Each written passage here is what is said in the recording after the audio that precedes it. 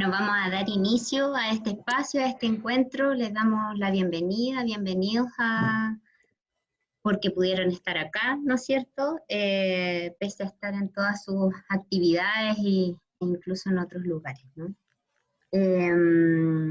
Bueno, un poco contarles el sentido que nosotros nos convocó para poder hacer esta serie de encuentros. Son 3 durante enero, este es el primero. Que titulamos Perfilando un poco el camino para arrancar y dar inicio a esta discusión sobre cursos de primer año, que nosotros desde hace tiempo como vicerrectoría y también muchas unidades académicas preocupadas también de este tema, han podido identificar que representa un gran desafío para la docencia. Así que por ser, ¿no es cierto?, la puerta de entrada finalmente que tienen los estudiantes a nuestra cultura universitaria y a la institución como tal. Es por eso que hemos querido dedicarle este espacio. Presento a Gonzalo Gallardo, nuestro primer expositor. Él pertenece a la Escuela de Psicología, pero también es funcionario de la Dirección de Asuntos Estudiantiles de la Vicerrectoría. Nos va a contar un poquito sobre algunos datos que ha podido recoger durante este año, así que esperamos que sea un aporte bien valioso. Y también tenemos a Tomás Segar de la Escuela de Ingeniería, con una vasta experiencia, ¿no es cierto?, en realizar docencia en cursos de primer año, y masivos también, así que también tenemos esa perspectiva que muchas veces, ¿no es cierto?, hace de estos cursos un ámbito bien particular de la docencia. Así que de verdad estamos muy contentos como CEDOC de poder compartir el espacio con ustedes y con los expositores en este caso. Hola María Jimena, les cuento un poquito la estructura. Gonzalo y Tomás, va a comenzar Gonzalo con una exposición de 15 minutos, y luego hacemos una ronda de preguntas que esperamos puedan ser a través del chat para no alargarnos y darle el espacio también a Tomás para que continúe con su exposición, y luego la ronda de preguntas para él. ¿Ya? Pueden transmitir nomás por el chat porque yo voy a estar pendiente y les voy a estar formulando las preguntas a Gonzalo y a Tomás cuando corresponda. No sé Perdón, si Elizabeth, solo una consulta antes de empezar. ¿Cuál sí. es el objetivo de la reunión? El objetivo de este encuentro, compartir experiencia, básicamente, contextualizarnos en lo que ha estado la docencia en este año que ya pasó, remoto, de pandemia, y en el caso de Tomás también de compartir experiencias concretas, aciertos, fracasos, ¿no es cierto?, que él pueda compartir respecto a la docencia que imparte en este tipo de cursos. Los otros encuentros, Ruby, también tienen como telón de fondo los cursos de primer año, y ahí vamos a tener a profesores de medicina veterinaria y ciencias biológicas también contando sus experiencias concretas, ¿no es cierto?, con este tipo de cursos, y que obviamente igual responden a ciertos principios que también queremos transmitir. Y finalmente el último encuentro va a tener que ver con la implementación de aprendizaje y servicio en cursos de primer año, considerando que es una de las metodologías de aprendizaje activo más complejas que se pueden llevar a cabo, y tenemos experiencias en la universidad que queremos compartir que resultaron haciendo los ajustes en este contexto, ¿no es cierto?, que nos toca vivir actualmente. Eso, no sé si tienen más preguntas. No, le damos entonces. Gonzalo, Tomás, les tengo la posibilidad de compartir pantalla con libertad. Perfecto. Bueno, buenas tardes, muchas gracias por su interés y por la invitación. En 15 minutos voy a tomar el tiempo, a ver si puedo tratar de decir algunas cosas. También estaré controlando, Gonzalo. Vale, gracias. Para brindar apoyo a la generación 2021. Una sinopsis de lo que podemos conversar. ¿Cuál es el contexto? El fenómeno de desarrollo específico que es la transición colegio-universidad. 7 desafíos de la transición que hemos identificado con poniendo en transversal, en perspectiva de estudios que hemos hecho desde el año 2008, 2009 en adelante. Los publicamos en un documento en el 2019, así que si a alguien le interesa se los puedo mandar. Aquí les voy a contar la síntesis de eso. Y algo de lo que podemos hacer, pero hay muchas más cosas que ustedes podrán creativamente imaginar, pero son como orientaciones generales. En este marco de pandemia, de crisis social, económica y sanitaria, como el deber de las instituciones de educación superior y de quienes trabajamos en educación superior es asegurar el derecho a la educación de todas las personas en un marco de igualdad de oportunidad y no discriminación. Eso significa preguntarnos qué de lo que yo estoy haciendo actualmente, cómo ofrezco mi docencia, genera las condiciones para que todos puedan participar, aprender y sentirse reconocidos dentro de esas actividades y las cosas que ofrezcamos, con la meta de no dejar a ningún estudiante atrás. En este sentido, por ejemplo, la Universidad Católica tomó la decisión, y todos nos sumamos a eso, de hacer las cosas por Zoom. Y Zoom es una aplicación que consume datos, consume bastantes datos. Yo tuve que comprarme una aplicación de Wi-Fi en la casa, aumentar los gastos en ese sentido, y para los estudiantes también. Me tocó una conversación con gente de la Universidad de la Costa, en Barranquilla, en donde ellos habían optado por hacer cosas por Zoom, algunas, pero muchas cosas por Instagram. ¿Y por qué? Porque Instagram tiene redes sociales liberadas para los que tienen plan. Entonces, claro, hay una decisión ahí de cómo suministraban el servicio, digamos, el servicio educativo, en forma remota, que está pensada en aquellos estudiantes que tienen menos recursos. Aquí no alcanzamos a reflexionar sobre eso. Las emergencias, que es lo que estamos viviendo una situación de emergencia extendida, provocan crisis, y las crisis provocan estados temporales de desorganización, que alteran o sobrepasan la capacidad habitual de las personas para enfrentar problemas o desafíos.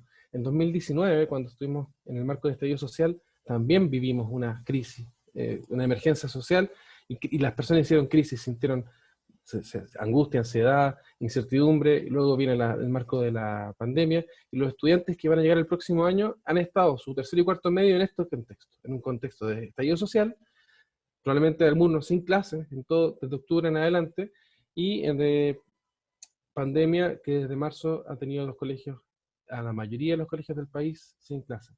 Solo han podido volver a clases en algunas actividades el 47%, según los datos del Mineduc, 47% de los establecimientos privados de Chile, 5% de los establecimientos públicos y 23% de los particulares subvencionados. La brecha es brutal. Es tan burda como la brecha que tenemos entre establecimientos en Chile. Se manifiesta la posibilidad que tienen los establecimientos para abrir sus puertas, generar condiciones de habitabilidad para poder ofrecer clases de cierre a los estudiantes de cuarto medio. Por tanto, los de cuarto medio, mejor preparados, son los que pudieron tener algo de clases en 2020, y típicamente son los de los colegios particulares pagados, que son los que componen la matrícula en su mayoría de la Universidad Católica. Entonces, vamos a tener estudiantes que van a llegar con formación diferencial y con un piso muy distinto al que llegaban en 2018 y 2019. Ahora, dada la extensión temporal de la crisis social y sanitaria del COVID, esta representa uno de los desafíos más serios que ha enfrentado la humanidad en los tiempos recientes. Así lo están categorizando desde UNICEF y el Programa de Naciones Unidas para el Desarrollo.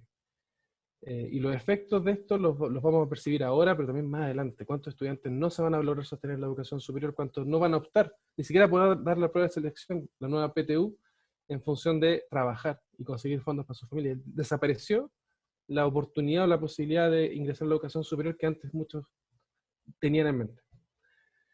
En este marco, efectos que perciben las personas por las crisis son, emocionalmente hablando, preocupación excesiva, estrés, ansiedad, irritabilidad, miedo, entumecimiento emocional y pérdida de sensibilidad en las relaciones de cuidado. Nosotros, como profesores, somos encargados de cuidar y de recibir y acoger a los nuevos estudiantes. Y en marzo, abril, mayo, junio del año pasado estábamos todos afectados por esto. Y vimos escenas aberrantes de maltrato de profesores de la universidad a estudiantes que quedaron grabadas. Pero uno puede interpretarlas porque, claro, estábamos muy afectados y hay mayor irritabilidad, mayor ansiedad.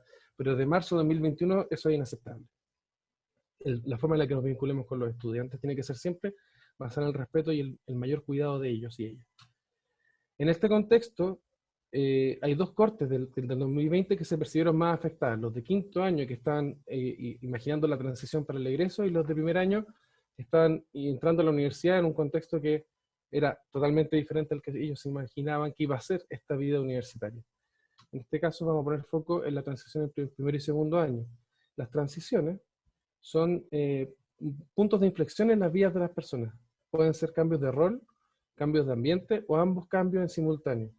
El paso de la secundaria a la universidad es un cambio en este sentido. Cambian el rol, dejan de ser escolares, pasan a ser universitarios, lo cual tiene un montón de marcas distintivas, incluso dejando el uniforme, para nombrar una. Y estos periodos, por ser de mayor incertidumbre, de mayor inestabilidad dentro de un ritmo habitual de vida cotidiana, de por sí implican mayor vulnerabilidad e incertidumbre individual. Y para apoyar estos procesos son claves los apoyos que se reciben desde distintas esferas sociales. En este caso, en el marco de la universidad, son los apoyos de los servicios de apoyo estudiantil, que son extra cátedra y extra carrera, todos los soportes que están por fuera, salud estudiantil, deporte, desarrollo estudiantil, y todos los soportes que se ofrezcan dentro de las carreras. Para eso también hay asuntos estudiantiles en cada carrera que están colaborando y apoyando a los docentes y a los estudiantes principalmente en responder y en sostenerse. Y los docentes son aquellos que estamos cara a cara dando la bienvenida a lo que es la universidad. La universidad de verdad para el estudiante se constituye en el espacio de la sala de clase. Sea virtual o sea una sala física como la que estamos acostumbrados tradicionalmente, ahí es donde ellos valoran o validan si es que son capaces o no de estar en este mundo. Entonces esta transición del paso de la secundaria a la universidad es una transición vital importante. No termina en marzo, ni en abril, ni en mayo, termina en el segundo año, cuando los estudiantes novatos 2020 vean a los 2021, o no los van a ver. Pensemos los de antes. Los del 2019, cuando entraron los novatos del 2019 y los del 2018, que habían sido novatos antes, los veían entrar, se dan cuenta, como por un reflejo, que ellos están más perdidos que lo que ellos están ahora. Que ellos ahora saben cosas que ellos, los nuevos, no saben. Y eso les hace sentirse que ya, cerré un ciclo y ahora soy más estudiante. Por eso dura un año, es un proceso largo, y la navegación del proceso no es clara cómo hacerla. Por eso es importante que haya acompañamiento, mensajes, apoyo. En las transiciones en general se sabe de dónde se sale, pero no se tiene claro a dónde se va a llegar y en qué condiciones va a quedar una persona una vez que termine este proceso. Por eso es un salto. En este sentido, es un salto que genera mucha incertidumbre. Y si este proceso lo estamos viviendo en un marco general de incertidumbre, entonces podemos entender lo complejo que está haciendo para los 2020 y los 2021 la transición colegio-universidad. Y sabemos que las instituciones pueden hacer muchas cosas, pueden marcar la diferencia. Hay evidencia que nos marca, nacional e internacional, que cuando hay preocupación por transparentar de qué se trata la universidad a los nuevos estudiantes, aquellos que están más distantes del mundo universitario por su origen social, porque no tienen familiares, no tienen ningún referente que les explique de qué se trata la universidad, pueden sumarse con mayor facilidad que aquellos que llegan a la universidad habiendo visitado o conocido o teniendo referentes familiares con los cuales hablar de qué se trata esto de la universidad. En contraste de distintos estudios que hemos hecho con novatos en el tiempo, hemos identificado 7 desafíos que serían comunes a todos los novatos. Todos, de alguna u otra forma, enfrentan estos desafíos. Y son 7, y los podemos agrupar en 3 categorías. Unas a nivel identitario, otras en torno a las relaciones sociales, y un tercer grupo en función de la integración académica. A nivel identitario, en el proceso de transición los estudiantes son invitados a hacer otra cosa. La universidad te invita a transformarte. Te vamos a formar en otra cosa. Te vamos a transformar en otra cosa, en un profesional. Y ese cambio, el estudiante tiene que aceptarlo, tiene que ver si quiere ser parte de la comunidad de práctica profesional que se está invitando a ser parte, o no va consigo mismo ni con su proyecto de vida. Y esas son preguntas que están todo el tiempo dando vueltas. ¿Quién soy yo? ¿Quién soy yo aquí? ¿Cómo por estar aquí me ven distinto en mi barrio? ¿Me ven distinto entre mis amigos? Y a veces el barrio, la familia y la universidad están todos armónicamente articulados y tú le dicen lo que estás haciendo es lo correcto. Pero a veces en el barrio no es así. Le dicen, tú deberías estar trabajando. Tú, como tus hermanos, tendrías que traer plata a la casa, no estás estudiando. O tú tienes que estudiar, pero como tú estudias, nosotros tenemos que poner más el hombro. O los compañeros del barrio, los amigos del barrio le dicen, estás hablando distinto, te pusiste cuico. La gente que llega a la católica le dicen, como, estás hablando distinto. Empezaste un hablamiento diferente, nos decían unos estudiantes. Y claro, hay formar parte de una comunidad hace apropiarse de ciertos atributos que son reconocidos como diferentes en otros contextos. En torno a las relaciones sociales, desarrollar relaciones interpersonales de apoyo, confianza, intimidad, amistades, una red de apoyo en la cual sostenerse si es que hay un problema, y también sostener y crear nuevas relaciones de apoyo, cuidado y confianza con la familia. La familia no desaparece de la vida de los estudiantes, la relación familia-universidad, familia-estudiante-universidad hay que indagar más sobre eso, pero tienen impacto en las condiciones que tienen los estudiantes para el aprendizaje, y más en contexto de pandemia y cuarentena. Y en función de la integración académica, los estudiantes tienen que enfrentar nuevas formas de exigencia académica, poner a prueba el autoconocimiento, el autoconcepto académico, aprender a pensar al modo de una comunidad académica específica que no es transparente ni evidente. El ojo con que un arquitecto mira la ciudad es distinto al ojo que lo mira un psicólogo, un educador, o un abogado, o un ingeniero. Y ese ojo se entrena. Y la comunidad que lleva 12, 20 años trabajando en arquitectura sabe tan bien cómo mirar un edificio que no sabe cómo expresar la forma en la que hace para ver lo que está viendo. El novato tiene que aprender esa mirada. Y desarrollar autonomía. En el marco de pandemia lo que encontramos como de los desafíos, que ya eran desafiantes, más desafiados, por decirlo así, si esto fuera como una radio y uno ecualiza ciertas cosas, las perillas que están más arriba, en el ámbito de las relaciones sociales, de apoyo, confianza e intimidad en la educación superior. En un estudio que hicimos, que está en prensa, sobre estudiantes migrantes internos, que son los que llegan de regiones a estudiar a Santiago, ellos decían que echaban a mano a muchas estrategias para poder sumarse a la comunidad académica. Querían abrirse camino, acercándose a los compañeros, participando en distintos grupos de trabajo, cambiándose de puesto, pasando tiempo libre en la universidad, y asistiendo a instancias en las que puedan socializar, como grupos de organizaciones estudiantiles, talleres programáticos y deportivos, y actividades redes sociales previas. Todo esto no existe en este contexto. No hay espacio para estas condiciones que son la vida universitaria tradicional. Por tanto, eso dificulta en absoluto la posibilidad de establecer vínculos entre estudiantes. Y más cuando los estudiantes o no son de la región o no son de los colegios más representados en las carreras. Ese es el contexto cuando se percibe mayor soledad. Y soledad en un contexto de pantalla, en donde no se conocen. Estudiantes de una carrera nos decían en un conversatorio que ellos habían logrado conocerse y conectarse con sus compañeros cuando encontraban que alguien decía algo interesante, le escribían por interno por el chat de Zoom. Hola, oye, qué bueno lo que dijiste, mano arriba, podríamos trabajar juntos, y así empezaban a hilar para poder generar, pero es muy distinto a ir a cambiarse de puesto, a encontrarse en el pasillo, a conversar en la micro.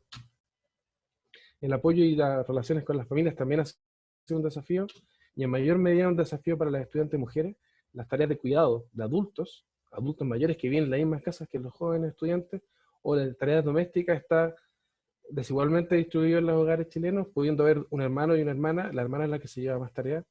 Entonces eso también hay que considerarlo, y también hay que considerar a los estudiantes que tienen a cargo a hijos o hijas, o que están a cargo del cuidado de adultos mayores.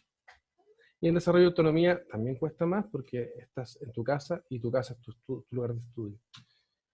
Además de esos desafíos que son los comunes a todos los estudiantes, hay algunas situaciones específicas, que algunas ya las mencioné, que pueden generar tensión en el desarrollo de los estudiantes.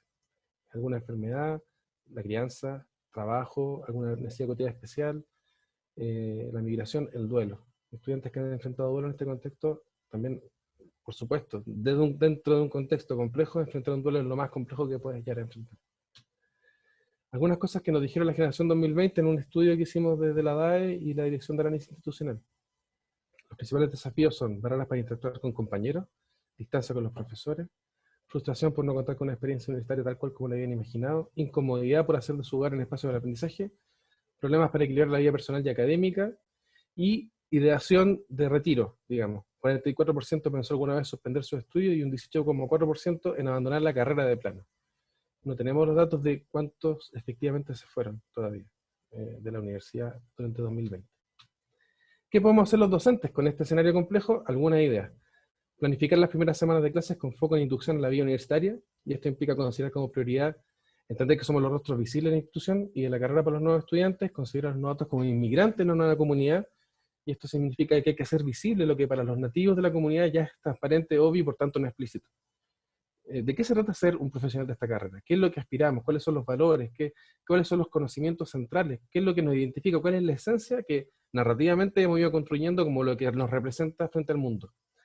Explicitar expectativas de trabajo y vínculos en la sala de clase, y vincular los contenidos activamente del curso con el ejercicio profesional para que los estudiantes puedan ir haciéndose una idea de qué es lo que pueden llegar a hacer con su carrera al egresar, que es el horizonte más lejano, pero es lo que los va ayudando a hacer lazos de sentido con lo que están haciendo en el presente. Favorecer el encuentro entre estudiantes en el espacio formal del aula virtual. Son dos láminas, queda esto y una más. Quiere decir que hay que multiplicar en salas de clases, porque es el espacio en que se encuentran los grupos de estudiantes.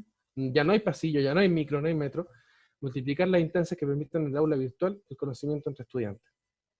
Por ejemplo, y con mayor énfasis en las primeras clases, formar grupos de trabajo en Zoom de discusión, de análisis de un texto, de resolución de un desafío en esa clase, con objetivos de aprendizaje comunes, dando tiempo para las presentaciones personales entre los pares. Primero que se presenten, que se conozcan y después vamos a trabajar. Y la clase siguiente será otro grupo y la clase siguiente otro grupo. Promover el desarrollo de trabajo entre estudiantes que no se conozcan previamente. Hacerlo aleatoriamente puede ayudar, porque hay muchos estudiantes que llegan con redes sociales previas y eso hace que se segreguen entre sí. Hay un estudio muy interesante que hicimos antes de la pandemia, que tomamos fotos a las salas de clase y veíamos que los estudiantes estaban segregados, estaban en grupos diversos, pero estaban segregados por origen social, que lo caracterizamos con el colegio de egreso. Estaban los de colegios privados en un lado, los subvencionados en otro, los municipales en otro. Y los adultos, los más grandes, estaban solos atrás. Moderar el tipo de trato que se espera que exista entre estudiantes también. Si hacemos grupos de trabajo, hay tensión entre los grupos de trabajo. Siempre va a haber oportunidad de la tensión y el conflicto, pero los conflictos son parte del aprendizaje.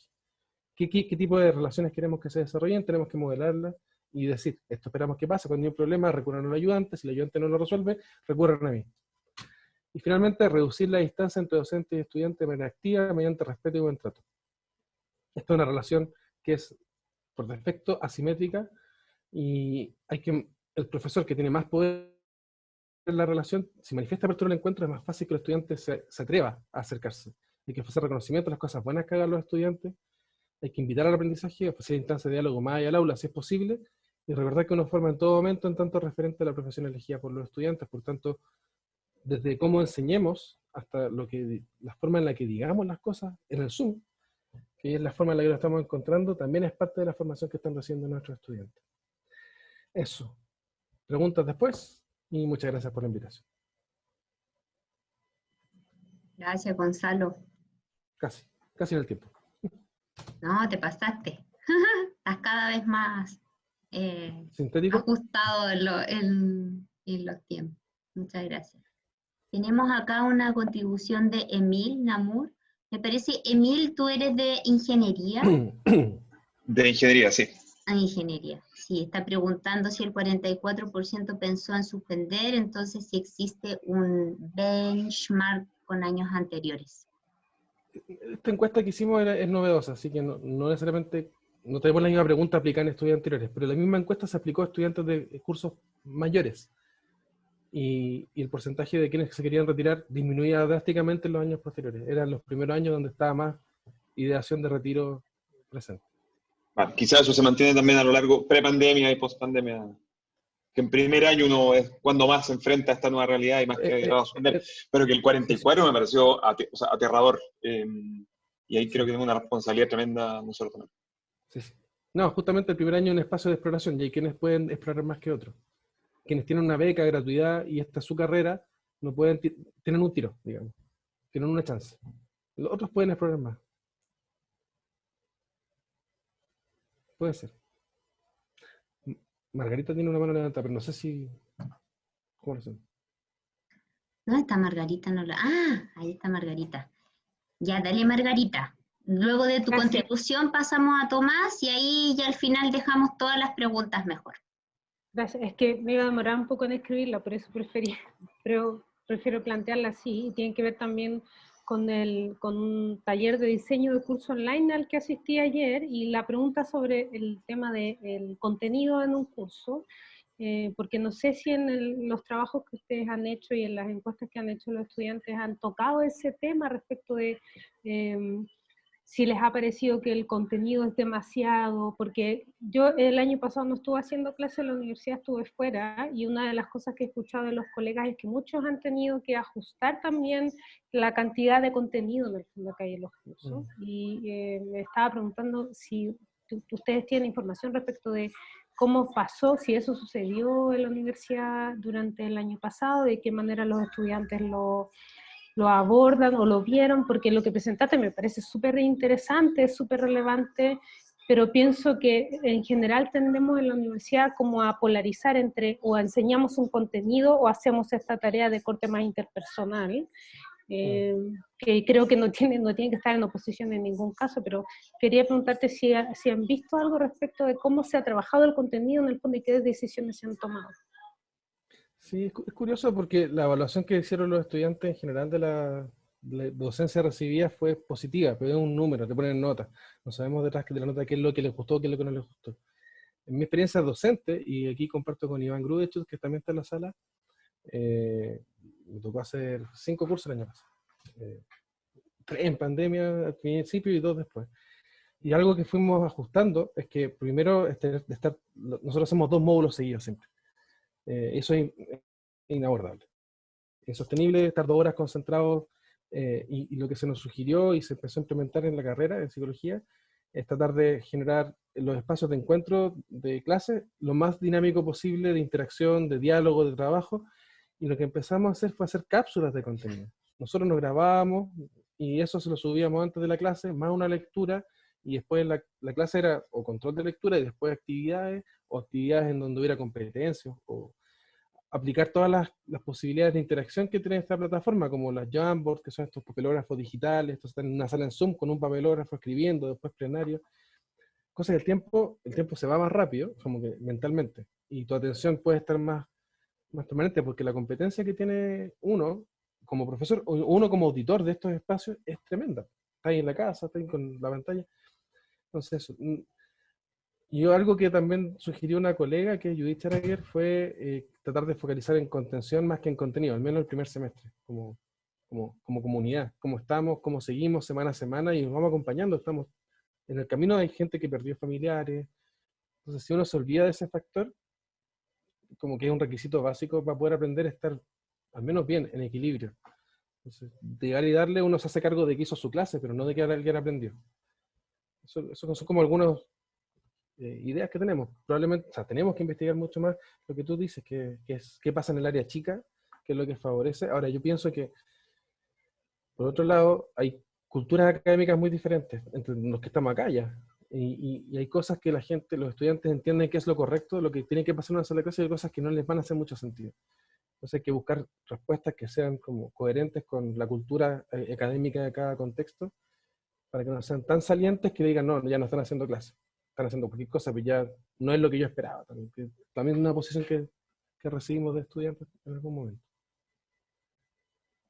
Ya, eso me da un súper buen pase. Gracias, Gonzalo, para entrar en la cultura académica de ingeniería con Tomás. Después nos va a quedar un ratito para poder abordar más consultas, si es que quedan, respecto a la presentación de Gonzalo también. Gracias, Elizabeth. Hola a todos. A ver. Y seguramente me va a quedar al revés. Sí. Ahí sí. Ya. Hola a todos. Mi nombre es Tomás Segar. Yo soy profesor asistente de la Escuela de Ingeniería. Llevo 4 años en la escuela. Acabo de terminar mi 4.º año. Y me pidieron que contara un poquito los cambios, los ajustes y cómo yo llevé a cabo este curso de primer año, que es un curso complicado. No es primer semestre, sino segundo, pero igual es un curso bastante complicado. Es un curso reconocido por los alumnos como difícil. Es un poquito contarles como qué cosas me funcionaron, qué cosas no, y cómo terminé convergiendo en algo que considero yo fue razonablemente exitoso. Antes de empezar, también quiero quedar súper claro de que yo no soy un experto, no he escrito ningún paper al respecto, no tengo libros ni nada, y que lo que me funciona a mí puede que no le funcione a otra persona. Es mucho del estilo de un profesor, es mucho el estilo de la persona. Entonces yo nomás le estoy contando mi experiencia y a lo que yo terminé convergiendo. También decir que cada escuela y facultad es diferente. Aquí la CDDOC se va a enojar conmigo, pero me acuerdo que a veces nos enseñan algunas dinámicas como la pecera, y era entretenida la pecera, pero yo no me podía imaginar enseñando diseño estructural en acero, que es un curso que hago, usando la pecera. Y le doy vuelta y decía, no, siempre hay una manera, y le daba vueltas y le daba vueltas. Entonces yo creo que también hay que saber que hay que adaptarse a cada escuela, facultad, y no solo a eso, sino que cada curso es diferente, y hoy en día, más importante que nunca, cada alumno es diferente. Y parte de mi adaptación es tratar de ver cómo puedo llegar a todos estos alumnos, que yo sé que todos tienen, todos llegaron con niveles distintos de su educación escolar, o sea, vienen bien disparejos, y todos tienen realidades muy distintas en casas, y todos son personas muy distintas. Entonces, ¿cómo tratar de, ojalá, perder la menor cantidad de ellos en el camino? Entonces, bueno, lo primero que nada, lo más importante que traté de hacer desde un principio fue, bueno, obviamente adaptarme y dejar súper en claro, y se lo repetí un millones de veces, que las reglas son flexibles. Todas las reglas del curso yo se las voy a explicar, pero son flexibles. Y eso está dicho en el programa de curso. Este es el programa de curso de uno de mis cursos, y si uno hace zoom al ítem 9, dice que todas las políticas del curso y los criterios se pueden aplicar de forma diferida. Pero ahí luego digo algo más, que digo que siempre y cuando haya documentación que lo avale. Entonces yo ahí se lo expliqué varias veces, y lo que yo les decía se llama el aval, ¿no? Decía, si por ejemplo en plena prueba su computador explota, trate de sacarle una foto de su computador explotando, porque eso me da un aval para yo a usted aplicarle un criterio diferente o diferido que me justifica de por qué a usted le di 4 horas para hacer la prueba, mientras que a sus compañeros le di solo 2. Es una manera de ser justo. Y yo lo explicaba también con el caso del estacionamiento de minusválidos, que el estacionamiento de minusválidos está ahí para el que es minusválido, el que lo necesita. No hay que ocuparlo porque uno está apurado y quiere estacionarse al lado de la puerta. Está ahí porque alguien lo necesita. Entonces, la idea de todas estas reglas flexibilizables y que todos los criterios se pueden aplicar de forma diferida es que se puede hacer para el que lo necesita. Entonces, yo les decía, cualquier cosa, en el caso de que hay cortes de luz, hay veces que si no puede obtener un aval, quedan registrados en línea. Entonces, siempre algo, de alguna manera, me tiene que avalar que yo le pueda aplicar un criterio diferido, y con eso todas las reglas son flexibles. Y lo entendieron súper bien. Considero yo que no había mucho abuso. No tengo cómo medirlo, pero sentí que no. Lo otro era que daba mucho feedback que yo considero bidireccional, o sea, yo les pedía feedback después de cada gran evaluación, además de la encuesta de medio semestre, y luego yo en la clase siguiente o subsiguiente les daba una respuesta a su feedback y trataba de hacer ajustes al curso para que fuera más del agrado de ellos o que pudieran tener un aprendizaje más efectivo. Y les repetía varias veces que el curso no es mío, es nuestro. Yo soy el profesor, yo soy el que manda, pero el curso es nuestro. Entonces ellos tienen poder para hacer cambios en el curso en la medida en que yo los pueda implementar y que me parezcan razonables. Entonces yo les prometía, yo no les puedo prometer que voy a hacer todo lo que ustedes me digan, pero sí les puedo prometer que lo voy a leer y lo voy a considerar. Esa era mi promesa. Lo otro que súper importante fue dedicarles tiempo y conversar con ellos. O sea, es un curso de 140 alumnos el que este curso, que yo solo tengo una sección de 7, en total son 960, y había que hacerse el tiempo. O sea, para mí realmente este tema de la educación remota a distancia ha sido súper desgastante, pero siento yo que era necesario. Entonces me dediqué a responder cada correo con mucho cuidado, muy explicado, que todo estuviera súper claro. El tema de la flexibilidad, de que todas las reglas son flexibles y transparentes, o sea, todas las reglas quedaban claras desde el principio. O sea, habían algunos criterios que eran súper duros que yo aplico, pero el criterio estaba claro y bien explicado desde un principio. O sea, el criterio duro es conocido y sabido por todos. Entonces, por ejemplo, este es un correo que ahí borré a qué alumno le iba, pero este es un correo que yo le respondí a un alumno de por qué le puso un 1 en un taller que se llama. Entonces yo me di el trabajo de escribirle 2 páginas, de ponerle, incluso explicarle la diferencia entre una evaluación formativa y sumativa. El taller es nuestra instancia formativa. E incluso le copié un correo de la subdirectora de pregrado, redactado con las partes que obviamente no podía ver el alumno, o que no me parecían prudentes que viera el alumno, indicándole, mira, esta instancia es muy bien valorada por la escuela, es importante, tú le deberías dar importancia. Le explicaba por qué. Entonces me daba el trabajo de dar respuestas de este estilo, ¿no? Entonces, específicamente el curso del que yo voy a hablar es este que se llama ICE 1514, se llama Dinámica. Es un curso de tipo masivo, o sea, estamos hablando de 950, 960 alumnos, pero mi sección tiene 140.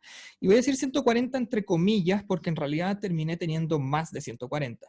Ya voy a explicar bien un poquito por qué. El tema del volumen inmediatamente me pone limitaciones técnicas. O sea, especialmente en formato remoto, yo no puedo hacer lo que normalmente habría hecho en un formato presencial. Yo en un formato presencial hacía experimentos en clases, a veces invitaba a alumnos a pasar adelante, que me ayudaran a hacer alguna experiencia. Ahora no puedo. Entonces hay que tener en cuenta de que no puedo hacer todo lo que dicen los libros, What do best college teachers do, o qué sé yo. Quizás hay maneras, pero yo no pude en este semestre pasado. Y también lo otro hay que tener en cuenta es que la madurez personal de estos alumnos generalmente es baja. Estoy hablando general, hay casos y casos, pero yo estoy apuntando como al promedio del alumno es baja. Entonces la metodología de este curso traté de hacer de evaluar bastante y evaluar constante. Entonces tenía 3 controles de desarrollo, que valían 10% cada uno, 2 interrogaciones que son evaluaciones sumativas fuertes, 20% cada uno, que son de selección múltiple, y un examen final que al final fue de selección múltiple.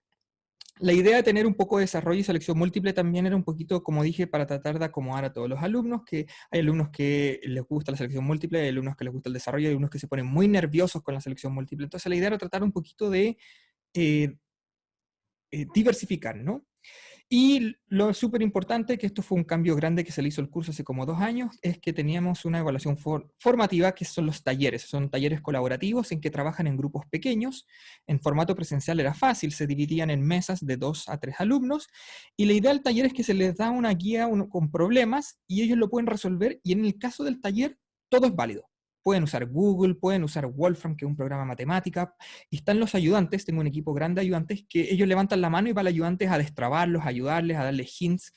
Todo vale. Incluso, les digo, pueden mirar al grupo al lado, ¿no? O sea, la idea es que aprendan haciendo, ¿no? Es un taller de ejercitación. Y el problema entonces era cómo hacer esto en formato online. Bueno, por suerte Zoom me permitía dividirlos en breakout rooms, en estas mesitas.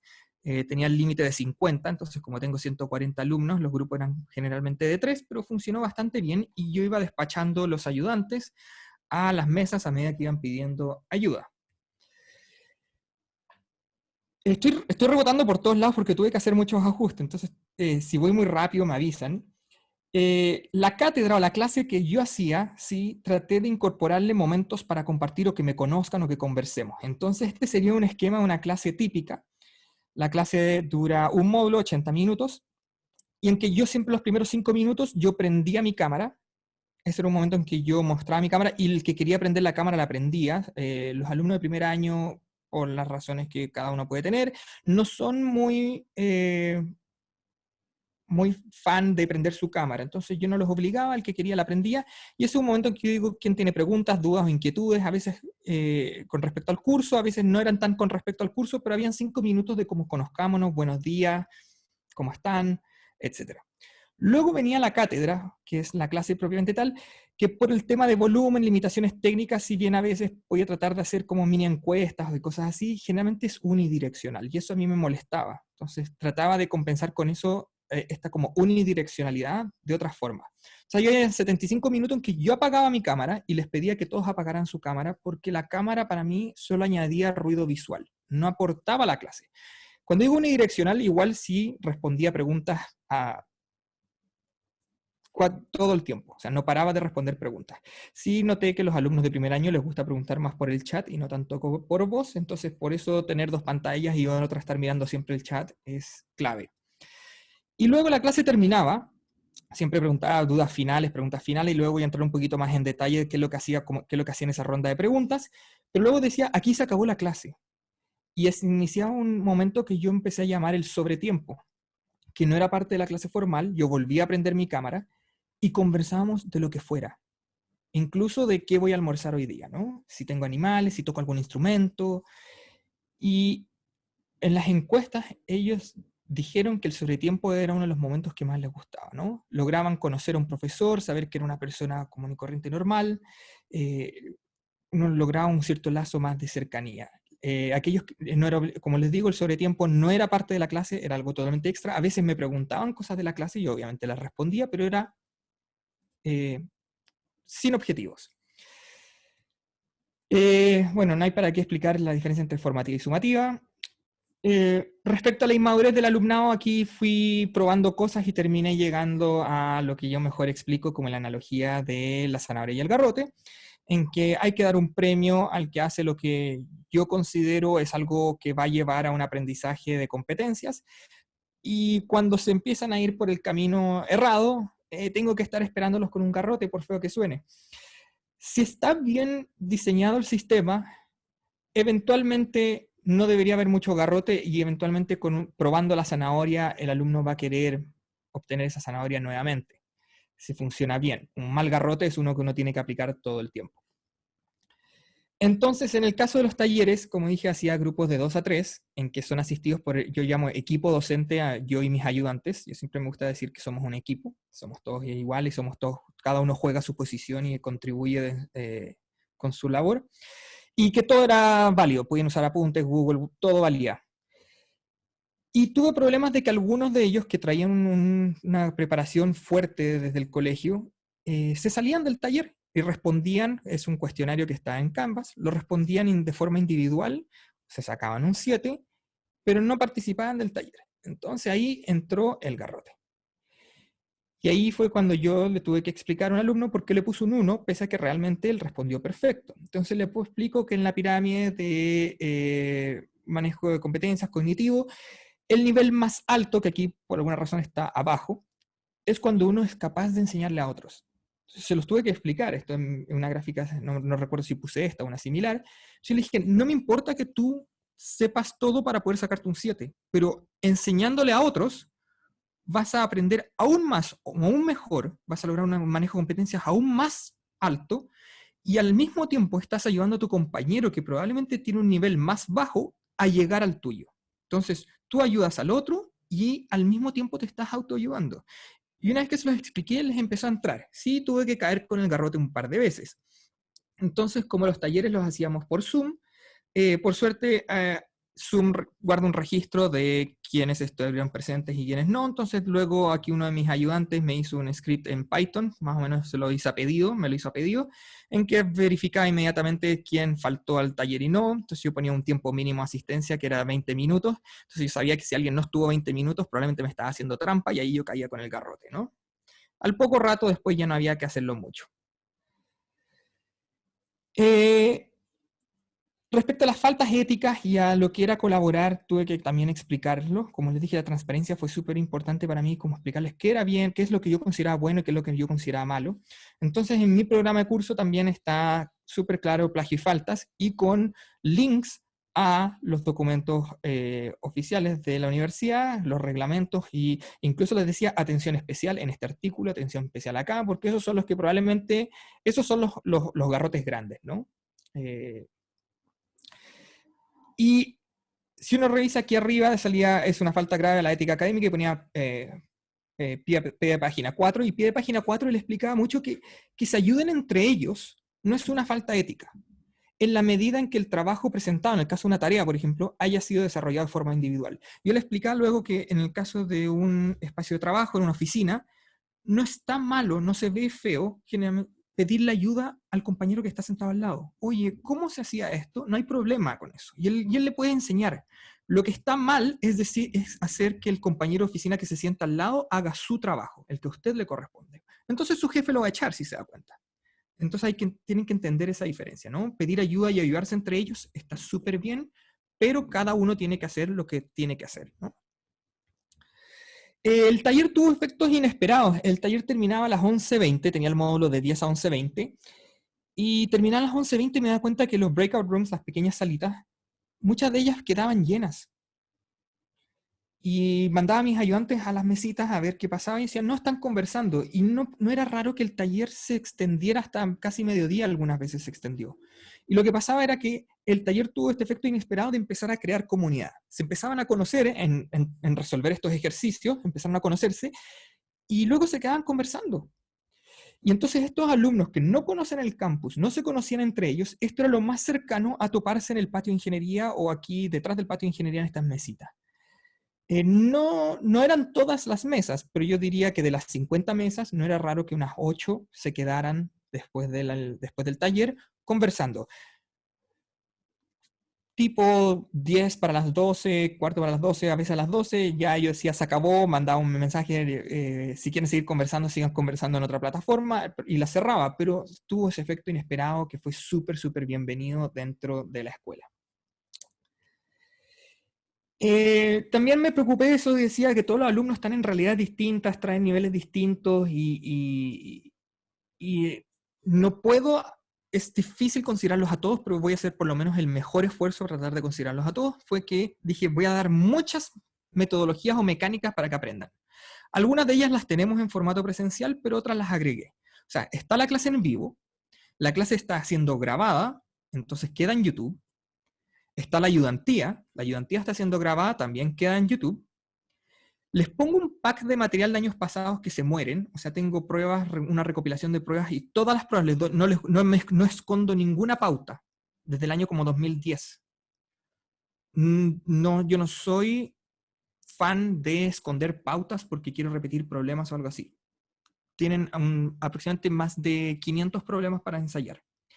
Y luego lo que sí hice súper nuevo fue, empecé a hacer apuntes de clase, algo que nunca tuve. Entonces ahí abajo hay 4 paginitas, son apuntes de clase con dibujitos, fue un esfuerzo súper grande que puse. Entonces mi idea era, por ejemplo, tenía un alumno que vivía en Chiloé y que tenía súper mal acceso a internet, entonces él me decía, no, me caigo en la clase en vivo. Yo le decía, bueno, entonces descarga el apunte de clase y aprenda a tu ritmo. Entonces le daba una opción, no era la mejor, le decía, no es ideal, pero te estoy dando una opción.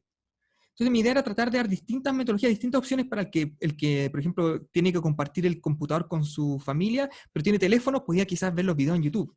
El que no tenía buen acceso a internet, podía quizás descargar el material y verlo a su ritmo. Entonces mi idea era tratar de dar distintas modalidades. El que tenía que cumplir alguna labor doméstica y no podía asistir a la clase en vivo, estaba en la clase grabada, la podía ver en otro momento. Sé que no voy a abarcar a todos, pero por lo menos dando todos estos mecanismos, trataba de que, ojalá, tratar de que se me perdieran los menos posibles en el camino. El desempeño. Con todas estas medidas, algunas de ellas aplicadas por otros, es bueno entender de que son 7 secciones coordinadas, o 6 las dictan físicos y una la dicta ingeniería, que es la mía. Normalmente debieron haber sido 2 de ingeniería, pero hubo un pequeño ahí desajuste. Y las pruebas son las mismas, todo es igual, lo único distinto es que yo hago mi cátedra, pero vamos coordinados en el contenido, y yo soy bien mañoso en que yo tenía ese programa para revisar que no me faltaran el taller, que jugaran de acuerdo a mis reglas, no mi garrote. Y garrote es plural porque tenía otros más. Y entonces, en igualdad de condiciones, mi sección tuvo menos de un 6% de reprobación. Para ponerlo en contexto, la reprobación de los 960 generacional fue de aproximadamente un 14%. Para tener un 14% significa que algunas secciones llegaron a 20, 20 y tanto. Entonces, en igualdad, si la cancha de fútbol fue la misma, la pelota fue la misma y la mía tuvo un 6% de reprobación, algo de lo que estoy haciendo, a mí me dice, debe estar bien. Ahí podemos luego empezar a ahondar más a fondo, porque yo no he hecho ningún estudio, pero claramente algo estoy haciendo bien. La reprobación histórica de este curso es como de 20 a 25%, entonces igual fue más baja, o sea, este curso en formato online sí suavizamos un poquito la mano. También unos chascarros por ahí, como una prueba que se filtró una pauta, porque en vez de subir el enunciado subimos la pauta, pero dentro de todo encuentro yo que los alumnos, o siento yo que los alumnos tuvieron un aprendizaje bastante bueno considerando todo lo que está pasando.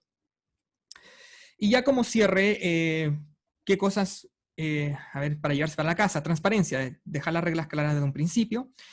Dar incentivos, que es lo que yo llamo la zanahoria, sacarse buenas notas, tener que les vaya bien, entender. Y algunas medidas correctivas, que es el garrote. Entonces ahí esos son los criterios de aprobación. Usted tiene que cumplir esto para tener una nota alta, o si no un 1, ¿no? Las instancias colaborativas con el trabajo activo, esas serían los talleres y explicarles, dejarles súper claro esta pirámide de los niveles cognitivos, que enseñarle a otros te ayuda, ¿no? Es aprender aún mejor. Pueden preguntarle a cualquier ayudante, cuando fui ayudante, cuando uno es ayudante es cuando más aprende el curso. Yo no paso asistencia. El taller es una cosa especial, pero yo en mi cátedra no paso asistencia, me niego a pasar asistencia y va totalmente en contra de mis principios.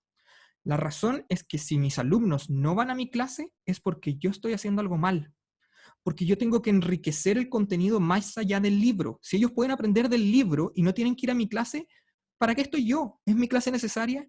Entonces, yo me niego a pasar asistencia, nunca voy a pasar asistencia, y el día que mis alumnos dejen de ir a mi clase es porque estoy haciendo algo mal y debería cuestionarme mi metodología docente. Yo no obligo que prendan las cámaras. Yo sé que hay muchos profesores que obligan a sus alumnos a poner cámaras. Para mí, la cámara se prende en ciertas instancias en las que ayuda, que son estos momentos de conozcámonos, conversemos. Pero en el momento de la clase propiamente tal, solo me da ruido visual. Esa es mi opinión. Hago un cierre, que es también una instancia informal. Este sería el tiempo extra. Pero también es súper claro que cuando hago el cierre también pregunto, antes de eso hay preguntas de la clase y todo, y aquí esto es súper importante el siguiente punto porque conecta con el del cierre, que la clase queda grabada, pero cuando termino la clase yo pregunto, hay dudas, preguntas de la clase, todos saben que todo esto está quedando grabado, y me di cuenta que hay muchos que por vergüenza, porque piensan que su pregunta es muy tonta, no quieren hacer la pregunta. Entonces yo detenía la grabación y volví a hacer una ronda de preguntas y decía, ahora detuvimos la grabación, entonces ahora la ronda de preguntas para aquellos que no querían quedar grabados. Y ahí aparecían más preguntas. Entonces mi cierre en realidad era una ronda de preguntas grabada, una ronda de preguntas no grabada, y luego se daba término oficial a la clase y venía el tiempo extra. Curiosamente, pese a que la grabación está en YouTube, los alumnos asistían a clases y además volvían a ver la grabación. Esta es la gráfica que por suerte interesante YouTube me generaba. Por ejemplo, una semana, esta semanal, llegué a tener 2.400 visitas de mis cursos. O sea, claramente estaban yendo a clases porque tenía, y ahí venía lo otro, como las secciones son coordinadas, eso fue lo que dije, mis alumnos son 140, pero me llegaban 200. Creo que el momento máximo llegué como a 230, 240. Y pese a eso, igual veían el video. Entonces, para mí significa que están usando las distintas metodologías o opciones para aprender que yo les estaba dando. Resumiendo, yo creo que todas las metodologías que yo mencioné puede que no le funcionen o puede que sí le funcione a usted.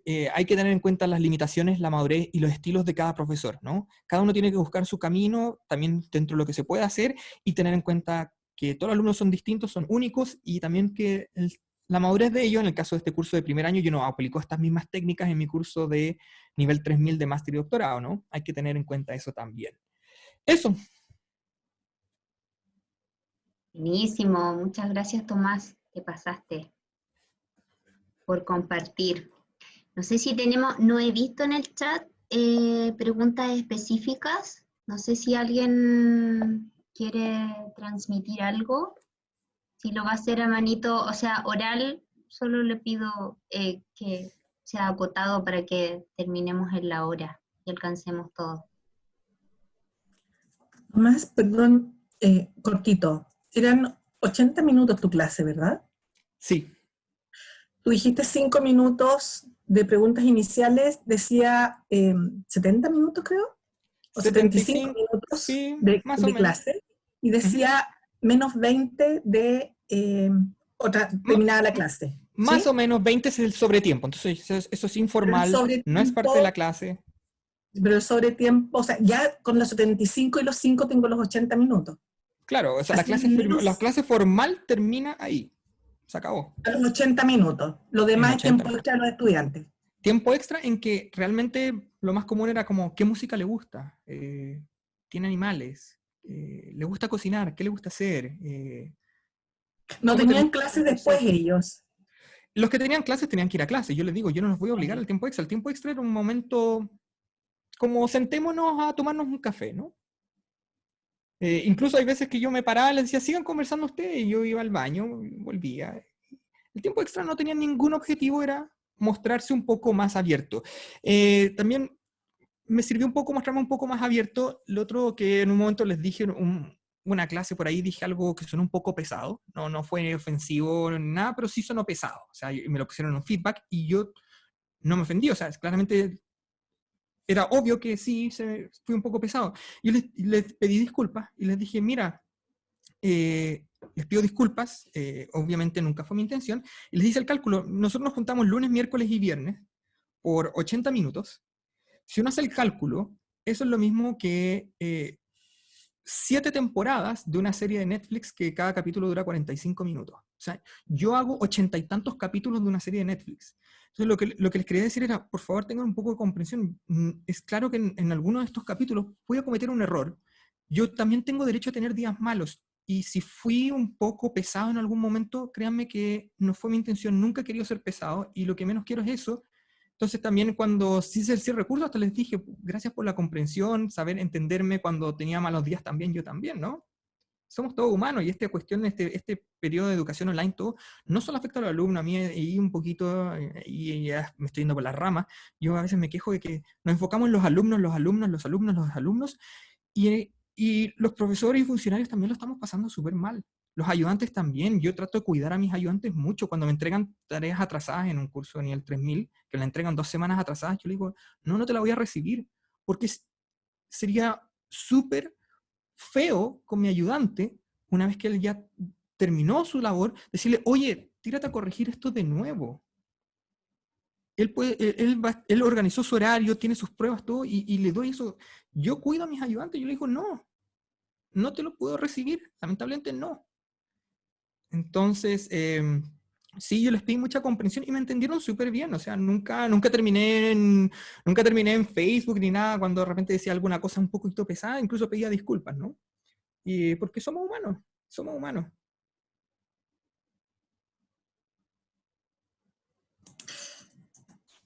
¿Puedo hacer otra observación? Uh-huh. A Gonzalo. Gonzalo, hay algo que me ha estado dando vuelta el último tiempo y tiene que ver con que cierta situación no la viven normalmente los estudiantes y hoy día se ha hecho patente. ¿En qué sentido lo digo? Que uno, claro, le dice las lecturas, le dice son estas las actividades, es esto, arrégleselas usted, sin pandemia, ¿sí? Cada uno tiene que estudiar y cumplir con las exigencias de cada curso. Y hoy día, dado que todo es más lineal, digamos, resulta que esto se hace evidente, ¿verdad? Y nosotros nos vemos más obligados a tener que repensar nuestra docencia. Y lo que me ha estado dando vuelta es, si no nos hemos estado dando cuenta de cómo hemos estado haciendo la docencia y las exigencias que hemos estado dando a nuestros estudiantes desde antes. Y que esto nada más que lo pone en evidencia. ¿Ya? Porque igual son dueños de casa, igual tienen que cuidar a un adulto mayor, pero no es tema, porque están en la universidad. O si tienen que trabajar, sí, pero ustedes se las arreglan su tiempo. ¿Te das cuenta? Entonces, ¿hasta dónde aquí hay una visibilización de un problema de aprendizaje y de enseñanza más profundo y anterior que estamos arrastrando y que hoy día se hace solamente más evidente y a lo mejor un poco más agravado? Es un tema que no sé si tú tienes evidencias al respecto. Te silenciaste al final, pero entendí, o sea, el comentario general que tú haces y tu percepción de que veníamos con un ritmo acelerado de agobio para estudiantes y docentes y equipos de ayudantes, que también se ha hecho visible con esto. O sea, hay un ritmo que era insostenible y que yo no sé si vamos a retomar el ritmo que teníamos antes, el ritmo de la publicación, el ritmo del seminario y el nivel de agobio que estaban siendo sometidos los estudiantes. Antes de la pandemia, hubo movimientos de estudiantes por la salud mental estudiantil en la Facultad de Arquitectura de la Chile, también en la Universidad Católica. A nivel del doctorado también han habido organizaciones de los estudiantes como el Centro de Estudiantes del Doctorado de la Universidad que están demandando, oye, bajemos un poco el ritmo, y esto nos está visibilizando esto. Ahora, ¿qué va a pasar después? Tenemos que aprender de esto. ¿Cuánto es lo que realmente se requiere como nivel para formar lo que queremos formar? ¿Y cuánto está haciendo un exceso? Tenemos más, del momento en que yo estudié, o sea, la capacidad de descargar textos, de bajar materiales, de ver charlas, hay mucha más información disponible que cuando yo estudié. Y aún así uno fue subiendo, pero es como ese cuento de la rana que está como en la olla y de pronto empiezan a subir la temperatura y no se da cuenta cuando ya está hirviendo. Un poco esto nos puso un freno y estamos como retomando formas más. Lo encuentro súper interesante todo lo que hizo Tomás, en el sentido de buscar aplicar la docencia, pero dar estos espacios de humanización del espacio docente, utilizando las reglas que hay del juego. También lo he visto harto en colegios, en el ámbito escolar, lo que ha servido para sostener la vida académica, la vida escolar, en pandemia ha sido retomar cosas que son de la escuela nueva. La lógica de comunidad, la lógica de solidaridad, la interdependencia, la escucha, el diálogo.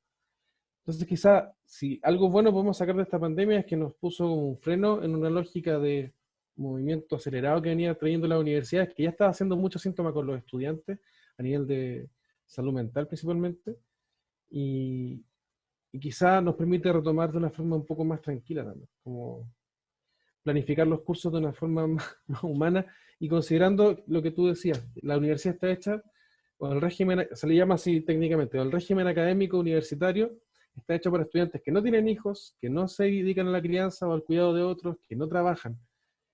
Hay un estudiante que le hice clase el semestre pasado en cuarto año. en una clase, abrió la cámara y estaba con mascarilla en un hospital. Y dije, ¿estás en el hospital? ¿Qué te pasó? No, no, es que yo trabajo acá. Ah, pero no me habéis dicho, llevamos un semestre haciendo clases. No, no, pero aquí trabajo, soy kinesióloga y ahora estoy estudiando. Y en la última clase que nos juntamos presencialmente, contó dolida que ella nunca había revelado a sus profesores que ella trabajaba, porque la respuesta que recibió de un profesor en primer año de universidad fue: entonces usted tiene que irse de acá, porque la universidad no es para la gente que trabaja. Y cuando estamos trabajando por formar una universidad inclusiva, en el fondo es la universidad que tiene que preguntarse: ¿cómo hacemos para que todos los estudiantes que llegan acá puedan participar en igualdad de condiciones? Y eso hace que esta forma que estábamos haciendo antes en la docencia no sea compatible con la inclusión. Cómo generar condiciones equitativas para que todos aprendan, que estoy también de acuerdo con lo que decía Tomás, en el sentido de dar distintas oportunidades y alternativas específicas a cada quien en función de sus condiciones, y que dé cuenta de, bueno, me pasa esto, es un camino, estamos inventando los caminos, para hacer una universidad más inclusiva en términos amplios. Eso. Ojalá que aprendamos de esto, Rubí. Gracias, Gonzalo. Muchas gracias por tu reflexión. Acá Tomás me parece que quería responder la pregunta de Bárbara. Sí, mira, Bárbara, algunos años, para ese curso, para coordinarnos, hicimos un calendario de contenidos. Principalmente lo preparamos con un profesor de la facultad, porque es un curso extraño, porque se coordinan dos facultades, física e ingeniería. Y con un profesor de física, Pedro Ochoa, hicimos un calendario de contenidos que simplemente año a año se ha ido como modificando de acuerdo como si tenemos una clase más, una clase menos, y se ha ido puliendo. Entonces, al final se pone el mismo calendario, se pone en un Google Drive, y todos los profesores tenemos acceso y vamos accediendo a esto, en que tenemos como más o menos qué es lo que uno debería ver ese día. Y al tiro voy a dar un poquito de detalle, porque no es tan rígido. Igual coordinarse es un trabajo extra, pero tiene estos contenidos, pero no es rígido en el sentido que si te fijas aquí está con colores. Entonces, todo esto naranja es lo que tenía que entrar en la I1. Entonces, en realidad, y esto lo dejamos súper claro, el orden en que vemos esto, en realidad uno es un poquito libre, uno puede ir jugando un poco, a veces dedicarle más de una clase a esto, o menos o no tanto a esto, en la medida en que al día miércoles 30 de septiembre todos hayamos visto esto, no hay problema, y ahí vamos coordinados. Y lo vamos modificando. Hay veces que si nos atrasamos todos, o sea, muchos van muy atrasados, hacemos pequeños ajustes, hay veces que hay que sacar un poquito de cosas o poner un poquito de cosas, pero así va. Entonces luego, siguiente evaluación, verde. Entonces aquí, algunos vieron, por ejemplo, esto lo vieron más abajo, pero la idea es que al llegar este día, todos más o menos estemos parejitos. Y entonces ahí tenemos la interrogación 2. Y esto ya era contenido que solo entraba en el examen con otro color. Otro semestre en que teníamos 3 interrogaciones, hay más colores, pero la idea es la misma. Claro. Y teniendo todos acceso a esto, nos puede ir viendo qué me toca para el lunes. Pucha, voy un poquito atrasado. Y también estar en constante comunicación entre nosotros. O sea, comunicación. Claro, cada cierto, yo diría que como cada 3 semanas, quizá un poquito menos, quizás cada 3 semanas, íbamos viendo si alguien va muy adelante, muy atrás, vamos hablando. Teníamos un WhatsApp de profesores, y que no se venden frutos secos en ese WhatsApp, o sea, es un WhatsApp de trabajo, que solo se manda un mensaje una vez a la semana y siempre es algo importante, ¿no? Ya, perfecto. Sí, pero lo digo porque ese curso que hago varios, es bien rígido con respecto a los contenidos, y me gustaría como chasconear un poco al grupo porque... A los alumnos les gusta la coordinación porque distintos profesores tienen distintos estilos, y yo incluso les digo, usted puede estar inscrito conmigo, y si le gusta más cómo enseña al vecino, por favor vaya al vecino, encuentre su estilo, encuentre su camino. Yo pasé por la misma escuela, entonces yo sé más que nadie que algunas clases no me gustaban y no iba. Yo les decía, y está súper bien. Y si aprende de mis apuntes y no tiene que venir a mi clase, mejor, no hay problema, estupendo, excelente que aproveche el material. Por eso yo no paso asistencia, yo soy súper en ese sentido de que cada uno tiene que buscar su manera. Y este sistema de coordinarse les permite moverse entre las secciones. Como van en desorden, o sea, como distintos profesores pueden ir dando vuelta a algunos contenidos, no les conviene ir pimponeando, pero sí pueden irse pasando, o hacer un par de cambios a lo largo del semestre. No sé si se entiende, como mucho cambio no les va a salir bien, pero sí les permite tener esa movilidad, y por eso yo terminaba teniendo más alumnos en sala. Buenísimo. Ya, Muchas Gracias, Tomás. gracias, Tomás. Vale. Bueno, estamos llegando al final ya, estamos pasaditos de la hora. Les queremos dar las gracias principalmente a nuestros invitados por compartir claridad, experiencias, ideas con las que nos vamos. Y también a ustedes por asistir, por estar aquí y ayudarnos a pensar también este gran desafío que son los cursos de primer año.